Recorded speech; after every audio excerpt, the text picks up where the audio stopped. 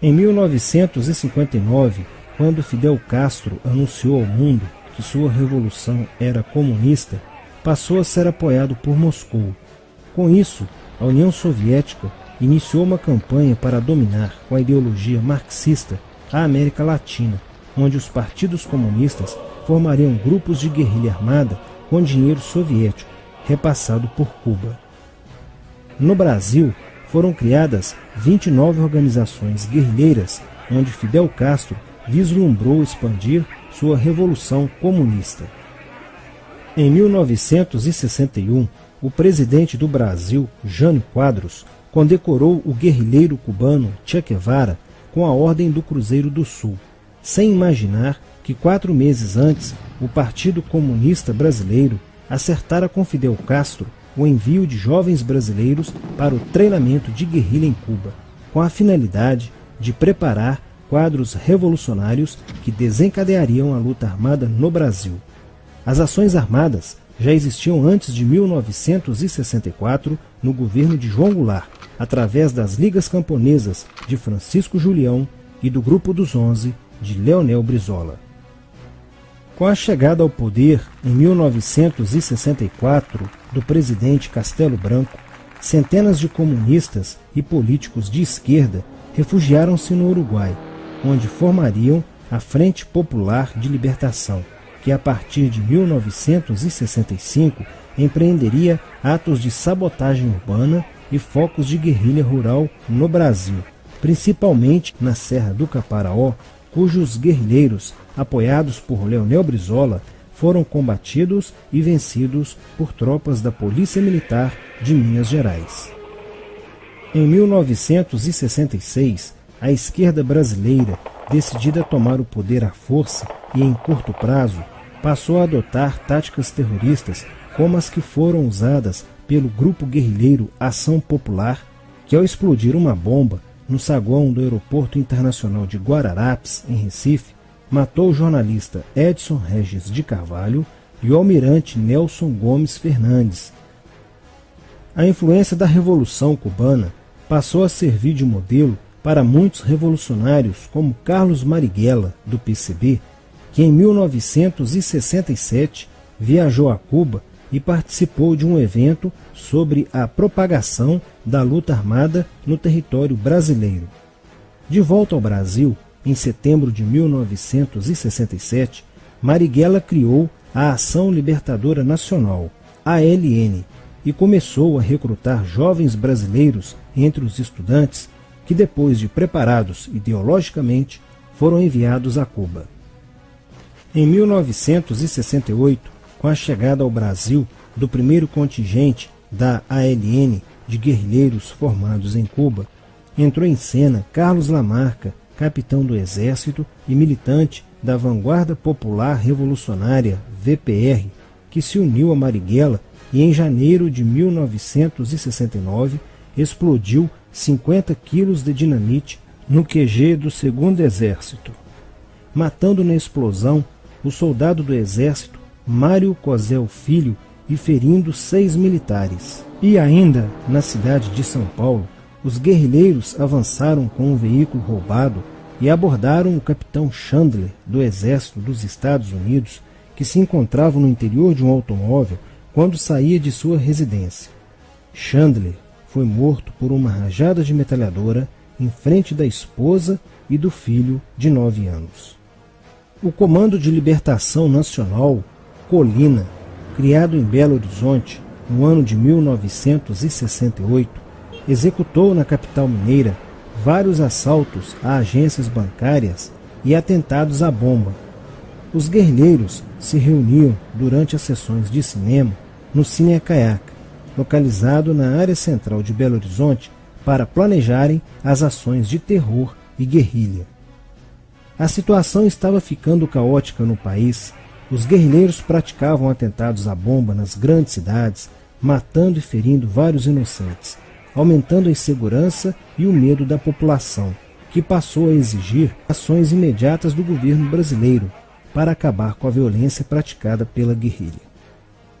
Atendendo ao clamor público para combater o terrorismo e a guerrilha com mais rigor, o presidente Costa e Silva editou o Ato Institucional número 5, AI-5, que previa o exílio e punições mais severas aos autores de atos de guerrilha terrorista praticados contra a população brasileira. Em desafio à nova medida do governo de proteção à sociedade, Carlos Marighella, em 1969, lançou o seu mini-manual do guerrilheiro urbano. Neste mesmo ano, só no Rio de Janeiro, a ALN, para aumentar os seus recursos financeiros, praticou 30 assaltos, sendo a maioria deles contra as agências bancárias. E ainda, em 1969, a ALN, juntamente com o movimento revolucionário 8 de outubro, o MR8, sequestrou o embaixador dos Estados Unidos, Charles Burke. O sequestro foi sugerido pelo guerrilheiro Franklin Martins. Os guerrilheiros exigiram a libertação de 15 presos políticos, dentre os quais se encontrava José Dirceu. A exigência foi prontamente atendida pelo governo militar. A ALN estava prestes a sofrer um grande golpe quando Marighella começou a cair. Após a prisão de um militante de sua organização, no dia 1º de outubro de 1969. Os dados fornecidos pelo militante da ALN preso coincidiram com informações prestadas por outro militante da VPR, que também denunciou o envolvimento de vários religiosos com grupos de guerrilha, entre eles Frei Beto. Quando Frei Fernando e Frei Ivo, também envolvidos com os grupos guerrilheiros, foram presos e logo após interrogados, os religiosos entregaram o ponto de contato de Carlos Marighella, na cidade de São Paulo.